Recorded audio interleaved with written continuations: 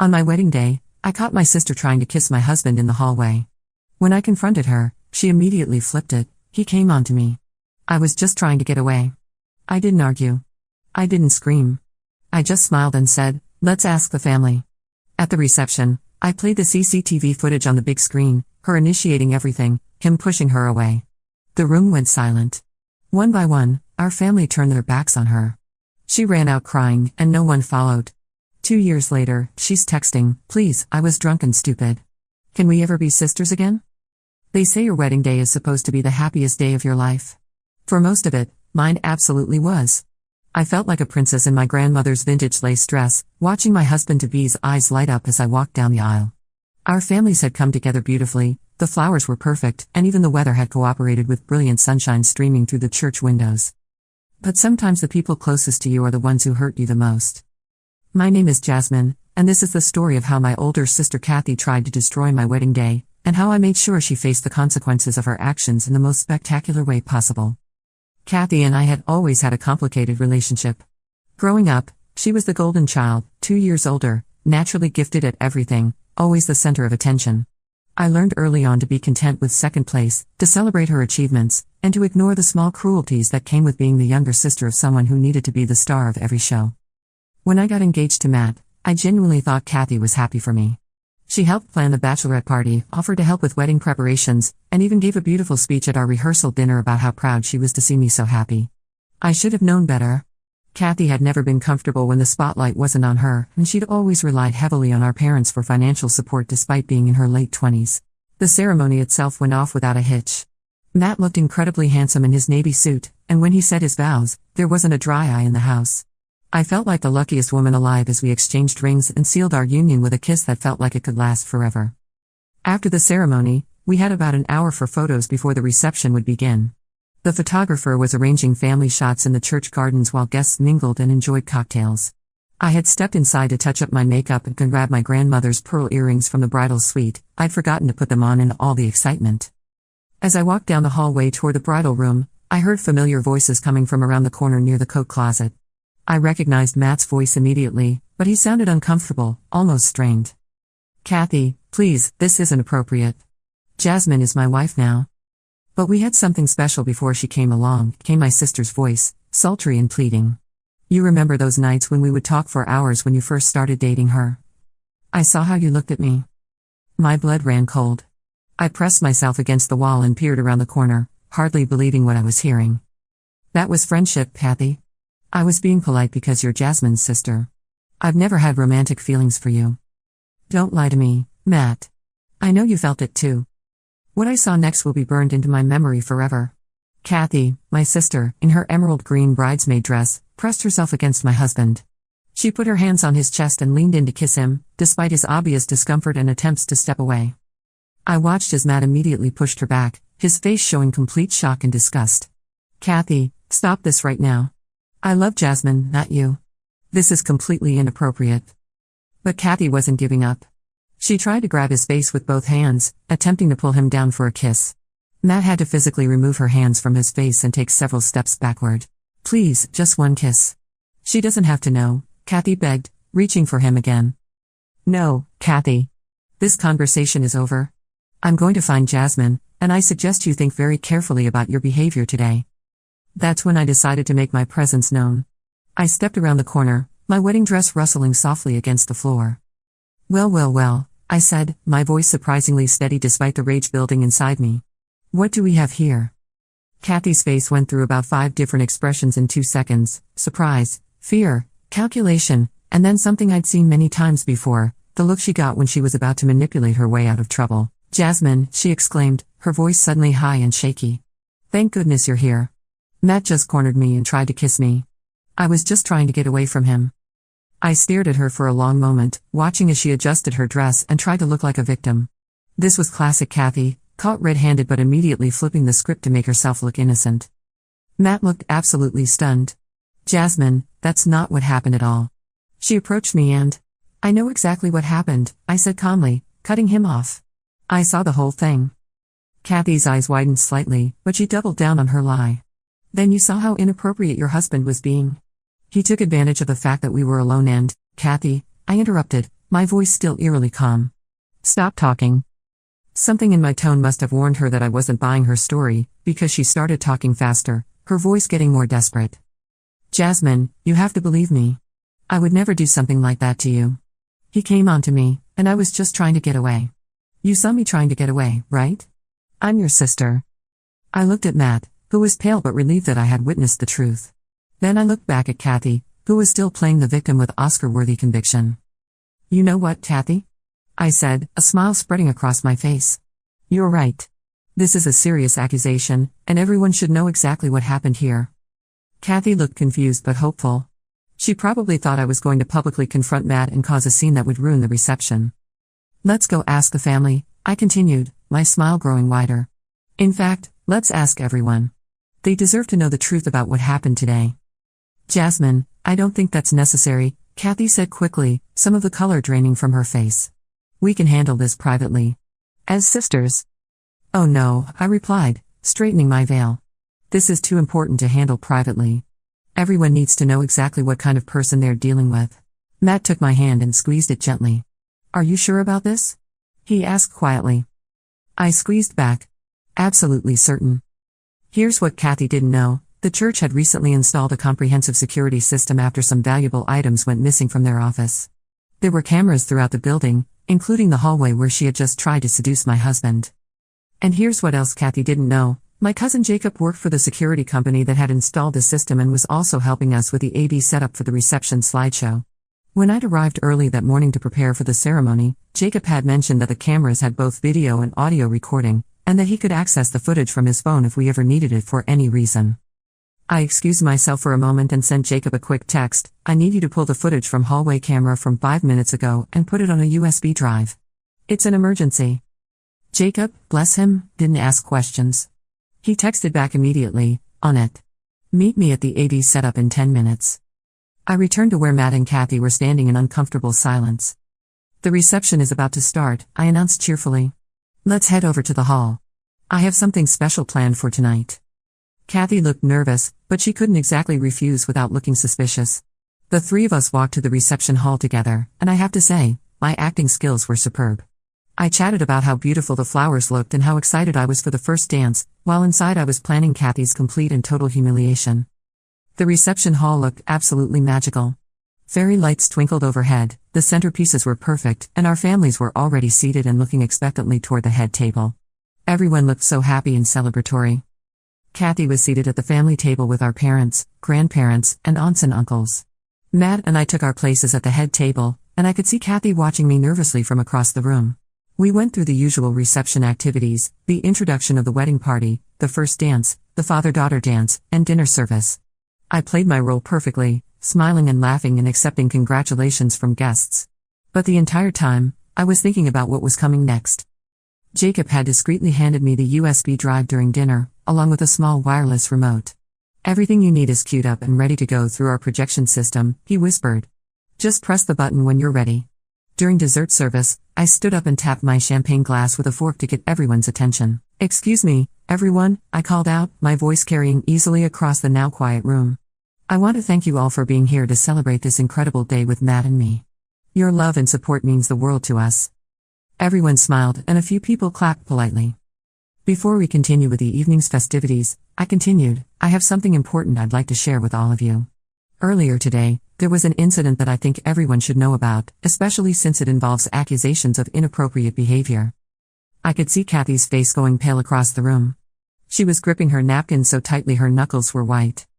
My sister Kathy has made some very serious claims about my husband's conduct today, I announced, my voice still pleasant and conversational. She says that Matt cornered her and tried to kiss her against her will. Gasps and murmurs rippled through the crowd. Our parents looked shocked, and I could see Uncle Robert starting to stand up with an angry expression on his face. Now, these are very serious accusations, I continued, raising my hand to quiet the room. So I thought the best way to handle this would be to let you all see exactly what happened and judge for yourselves. Kathy had gone completely white. She was shaking her head and mouthing no at me from across the room. Fortunately, I said, smiling brightly, the church has security cameras throughout the building, and we have footage of the entire incident. That's when Kathy shot to her feet. Jasmine, please, this isn't necessary. I don't want to cause any more drama on your wedding day. Oh, but you already caused the drama, dear sister, I replied sweetly. Now we're just going to clear the air so everyone knows the truth. I nodded to Jacob, who started up the projection system we'd been using for the slideshow of photos during dinner. The large screen at the front of the room flickered to life.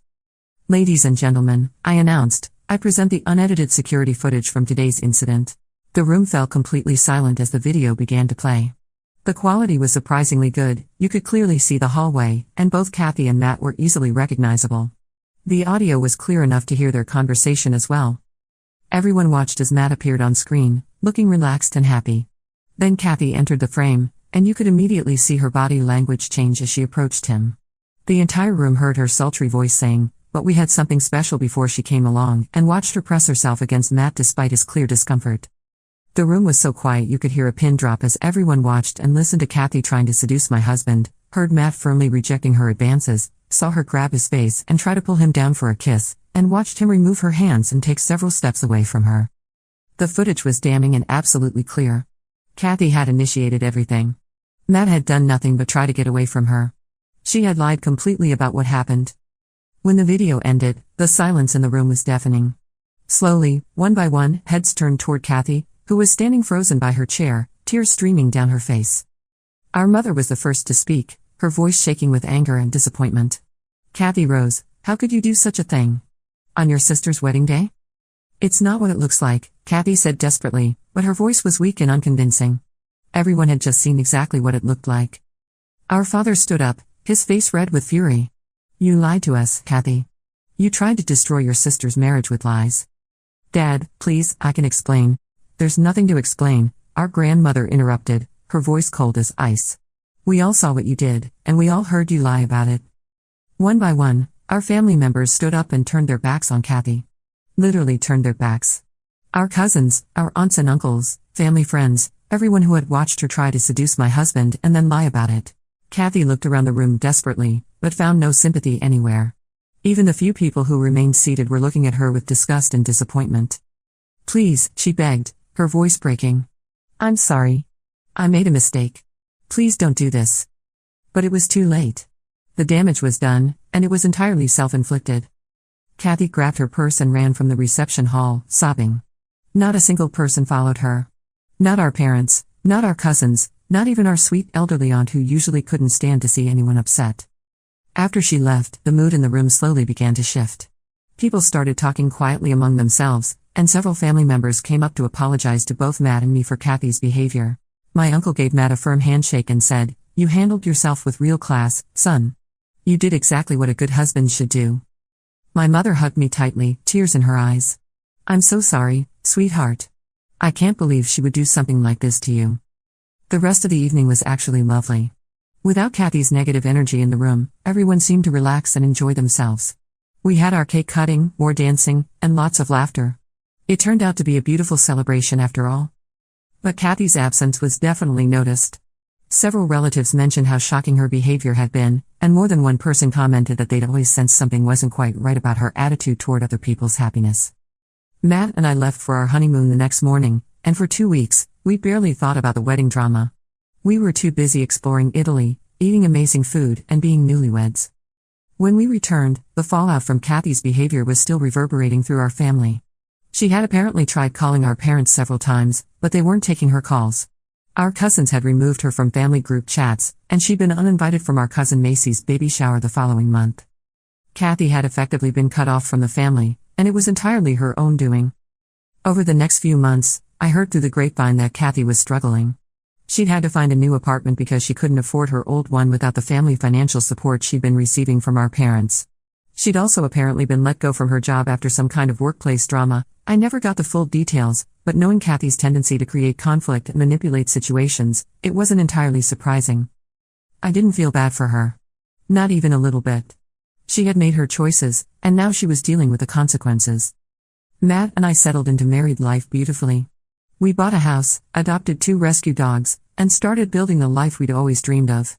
Having Kathy out of our lives was honestly a relief. I hadn't realized how much stress or constant drama and attention-seeking had been causing me until it was gone. Our family gatherings became much more peaceful and enjoyable. Without Kathy stirring up trouble or making everything about herself, everyone seemed more relaxed and happy. Even our parents, though they were clearly sad about losing a daughter, admitted that family events were much more pleasant. About 6 months after the wedding, Kathy tried reaching out through our cousin Jacob. She wanted him to pass along a message asking for forgiveness and a chance to make things right. Jacob told her that if she wanted to apologize, she could do it herself, but that I wasn't obligated to respond. She never did reach out directly, though. I think she knew that what she'd done was unforgivable, and that a simple apology wouldn't fix the trust she'd shattered. Life went on. Matt and I celebrated our first anniversary with a beautiful trip to Ireland.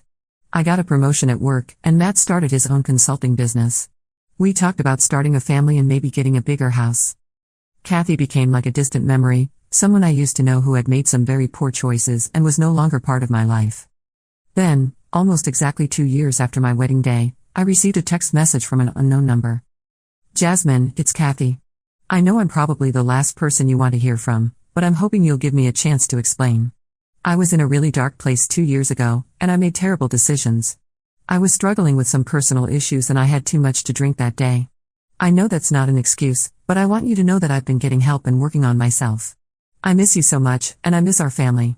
Is there any possibility that we could ever be sisters again? I understand if you can't forgive me, but I had to try. I love you, and I'm sorry for everything." I stared at the message for a long time, feeling a complex mix of emotions.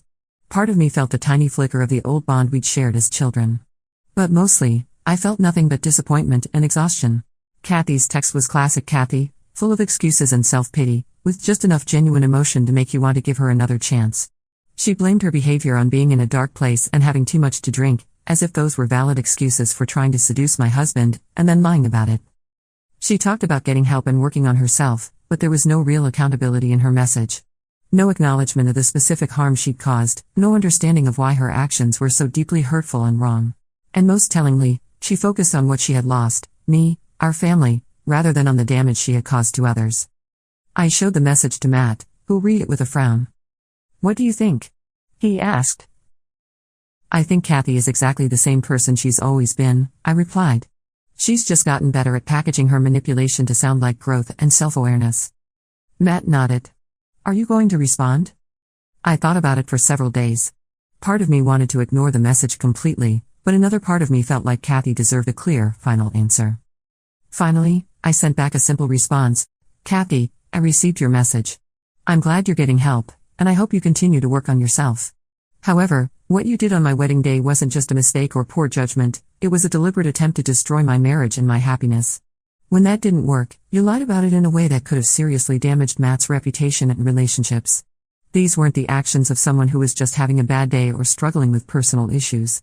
They were the actions of someone who was willing to hurt the people closest to her to get what she wanted. I don't hate you, but I also don't trust you, and I don't believe that 2 years of working on yourself erases a lifetime of manipulative behavior. I wish you well, but I'm not interested in rebuilding a relationship. Please don't contact me again." I never heard back from her. 3 years have passed since then, and my life with Matt just keeps getting better. We have a beautiful daughter now, and another baby on the way. We bought a bigger house with a wonderful garden, and our rescue dogs have become the most spoiled pets in the neighborhood. Our family gatherings are still peaceful and joyful without Kathy's presence. My parents have slowly healed from the disappointment of losing a daughter, and they're absolutely devoted grandparents to our little girl. Sometimes people ask me if I ever regret how harshly I handled the situation at my wedding. They wonder if I should have confronted Kathy privately, or if I should have given her a chance to explain herself before exposing her to the entire family. My answer is always the same: Kathy made her choices, and I made mine. She chose to try to seduce my husband on my wedding day. She chose to lie about it when she was caught. And I chose to make sure everyone knew the truth about who she really was. I don't regret it for a second. Some people think families should forgive each other no matter what, but I believe that love and forgiveness have to be earned through genuine remorse and changed behavior. Kathy never showed real remorse, only self-pity and excuses. And her behavior didn't change, even her apology text was manipulative and self-serving. I learned something important from that experience: you don't owe anyone your trust, your forgiveness, or your presence in their life, even if they're family. Especially if they've shown you repeatedly that they're willing to hurt you to get what they want. Kathy taught me that lesson in the most dramatic way possible, and for that, I suppose I should thank her. She showed me exactly who she was, and I believed her. My wedding day was supposed to be about love, commitment, and the beginning of a new chapter with my husband. Kathy tried to make it about her drama and manipulation instead. But in the end, she only succeeded in writing herself out of our story entirely. And honestly, our story is much better without her in it. The best revenge, they say, is living well. Matt and I are living exceptionally well, surrounded by people who truly love and support us. We have a beautiful family, fulfilling careers, and a future full of possibilities. Kathy, as far as I know, is still trying to convince people that she's changed, still playing the victim, still making excuses for her choices. Some things never change. But that's not my problem anymore. I learned to protect my peace, my marriage, and my happiness from people who would destroy them for their own selfish purposes. I learned that sometimes the most loving thing you can do is remove toxic people from your life, even if they share your DNA. And I learned that standing up for yourself, even when it's dramatic, even when it's public, even when it hurts, is sometimes the only way to make sure the truth is heard. My sister thought she could manipulate her way through life, hurting people and facing no consequences. On my wedding day, she learned that some actions have permanent repercussions. I hope she learned something from that experience, but honestly, it's not my concern anymore whether she did or didn't. I have a beautiful life to live, and I refuse to waste any more of it worrying about Kathy's choices or Kathy's feelings or Kathy's attempts at redemption. Some bridges, once burned, can never be rebuilt. And sometimes that's exactly how it should be.